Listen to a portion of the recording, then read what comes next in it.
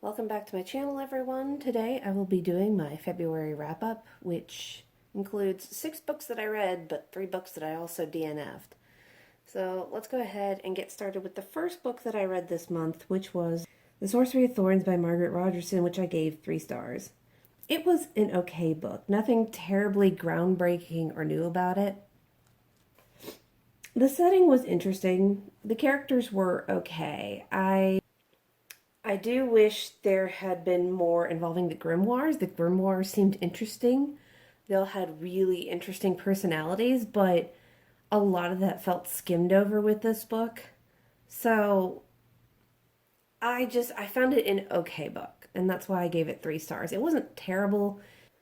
The second book I read this month, which will probably surprise a lot of you with the rating I gave it, was The Wicked King by Holly Black, which I ended up giving 2 stars. Now, if you'll remember last month when I read The Cruel Prince, I gave that 3 stars. I thought it was an okay book. The Wicked King, I didn't like because for me it was a shit or get off the pot kind of a book because Jude is, spoiler alert, trying to hold on to the power that she gave through her machinations and betrayal and what have you in the first book. And I will agree with Matic that power is harder to keep than to get a hold of. And I think that shows in this book, but I could see the writing on the wall with the fact that she's so busy trying to keep hold of power that there's plenty of time and plenty of people to come up behind her and snatch that power from her. So it was not a shock at all for me what happened at the end of this book or what even happened during this book, because she trusted the wrong people. She wouldn't give over certain, she was grasping at this power with fingertips, and it just was not going to hold. And I know a lot of people loved this book even more than The Cruel Prince because of the machinations, but I just felt like there was so much that she didn't do. Like nothing really happened. And so that's why I thought about DNFing this book for a bit. I was like, no, this might get more interesting. And it did towards the end, but I'm talking like the last maybe 50 pages. It's probably more like the last 25 pages or so. So that's why I gave this a 2 star.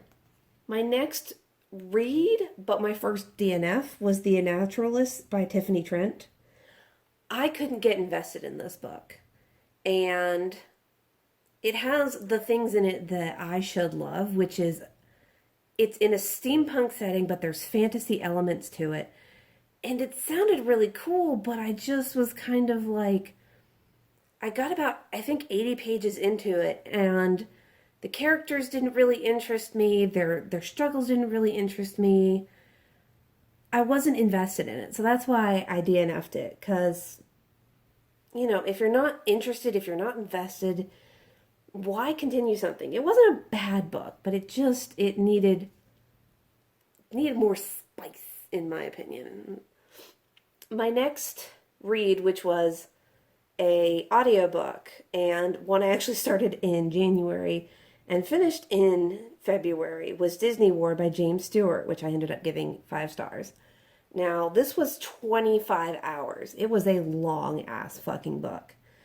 And the basic summary of this would be, it was the rise and fall of Michael Eisner in his time at Disney. And it was really, really fascinating. And I have to give credit where credit is due, because I feel like James Stewart really did his due diligence. He even talks about at the end of the book, like getting how he had to really work hard to get this information. A lot of it came from court cases that popped up over the years. Michael Eisner made a lot of enemies, and he did really well at the Disney company. But everything really changed in 1994 with the sudden death of Frank Wells. And this is not a spoiler or anything like this, because this is a non-fictional recount. We all know what happened. It's easy to Google it online. Now, this book was published in 2006, and at the time, Michael was Michael Eisner was going to step down as CEO, but he would take up the post as chairman, and Bob Iger would take over as his successor. Now, today in 2020, I don't know what's happened to Michael Eisner. I'm curious as to what happened to him because he kind of fucked off into oblivion after that. But at the same time, if he's not been in the news lately, then it's just kind of, it's like, all right, why dig up something that's not necessary? My next book that I read was The Demon King by Cinda Williams Chima, which I gave 4 stars. It's an introduction novel to her Seven Realms quartet. It was entertaining. It piqued my interest enough. It was a fascinating enough introductory novel to keep me going. As of right now, I am reading the second book, The Exiled Queen, and we'll see. It was an interesting read. For an introductory novel, it was an interesting read. Basically, it is a world of magic is coming to that breaking point where things are going to start changing. This line of queens is looking a little weak. Could go right, it could go wrong. And there's war in the South. And it looks like there's potential war with the clans, where they've had an uneasy alliance for over 1,000 years because of the defeat of the Demon King. It centers around these 2 people, which is Han and the princess apparent. And shit happens shockingly in a book. So I can't give too much away at this point. But it's a magical system that's fairly easy to understand. It was a fairly easy to understand book, but it was still entertaining. It was still engaging. So that's why I'm interested to find out what happens. So I'm continuing on with the series. My second DNF of the month, which is The Alchemists of Loom by Elise Kova. It was disappointing in that I had actually really been looking forward to reading this book for a long time. I remember seeing it on Reagan's YouTube channel. Premise had sounded really interesting and really promising, and so I'd put it on my Goodreads list, and I'd been waiting and waiting and waiting, and I finally got it, and 50 pages in, and I don't know what the fuck's going on. I don't know who these people are, why I should care for them, why I should care for their conflict, or anything like that. When you're 50 pages in, you haven't explained anything to me, whether by showing me or telling me, in either way. Info dumping is still better than, what's going on? I don't understand. Should I care about these characters? What? So I ended up DNFing about 50 pages in, because I was just if you're not going to tell me and I'm going to have to figure this out on my own, then I don't want to read. I don't mind a little intrigue. I don't mind a little bit of it's there's a little bit of mystery. But when you're not giving me the basic information for this, then I'm going to have to say no thank you. My next read for the month was The Midnight Queen by Sylvia Izzo Hunter, which I ended up giving 4 stars. Okay. This was surprising because this one is not very highly rated. I don't hear about it on anyone's YouTube channels. I was surprised by how much I really enjoyed this book. There's nothing spectacular about it, about the plot or the magic system, but for me, I liked how naturally the romance progressed between the 2 main characters of Gray and Sophia, because they start out kind of uneasy companions. Basically, Gray is framed for a crime he did not commit, so he's taken out to the estate of his teacher, where he meets the teacher's daughters, and he is befriended by the middle daughter, Sophia. And they start out as friends. And over the course of the book, and the course of the book takes about 2 months, they really do start developing feelings for it. And I think one of my favorite lines, or at least one of my favorite instances where they're talking about Gray's feelings for Sophia, is when he's talking about, but she's so beautiful. And this other character's like, well, I remember you writing and telling me that she really wasn't all that beautiful. She was pretty. She was not bad to look at, but she wasn't spectacular. And to me, that's what really, love should be like. It should be one of those things that naturally develops as a result of spending time with that person and their personality making them more beautiful to that. So it was fun. And it was nice that way. And again, it wasn't spectacular, but none of the characters really irritated me. And, you find out some things along the way, and you do get a good, strong female character in Sophia, but without being one of those, I'm not like other girls. She's just not one of those not like other girls, and it's not thrust in your face and it's not ugly. The third book I DNF'd for the month was The Assassin's Curse by Cassandra Rose Clark.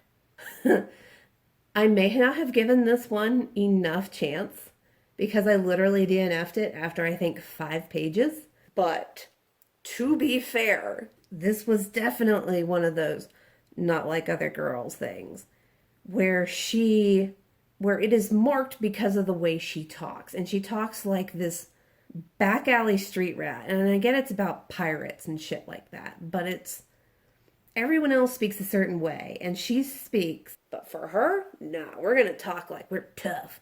We're just tough girl. We don't want to do this. And it's just like, nope, I'm not listening to that for 300 pages. Fuck off. I DNF'd because that was a clearly obvious case of not like other girls, and it was going to annoy the ever-loving piss out of me for the entirety of the book, and that's just not the kind of reading experience I want.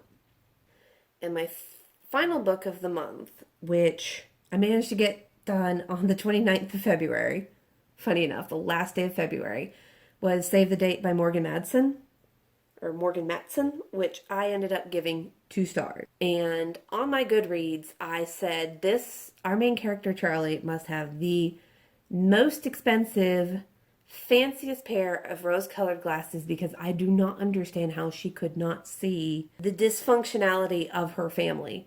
And it's not like her family was all that terribly dysfunctional, but she just could not see what was wrong with it. It was just like, nope, my family is great. My family's amazing. My family's awesome. And I don't understand why, there's so much dysfunction in this family. And, they're selling the house and now things aren't going to be the same. And it was just like so frustrating. And it was to witness this, I don't know if it's willful ignorance maybe. And as I get older, I can only put up with contemporary teenager bullshit for so much longer. I'm willing to forgive a lot of things for 17-year-olds, but this is not one of them.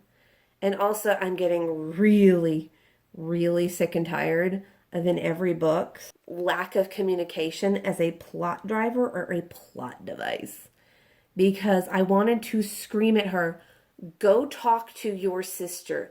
Go talk to your parents. Quit trying to make everything perfect because it's not, okay? Like, come on, bitch. And this happens in a lot of books where it's like, no, I must take this on myself. No, go talk to someone, okay? Share the burden. I want resolution to a dumb problem because that's what a lot of this shit was just dumb problems that did not need to be compounded.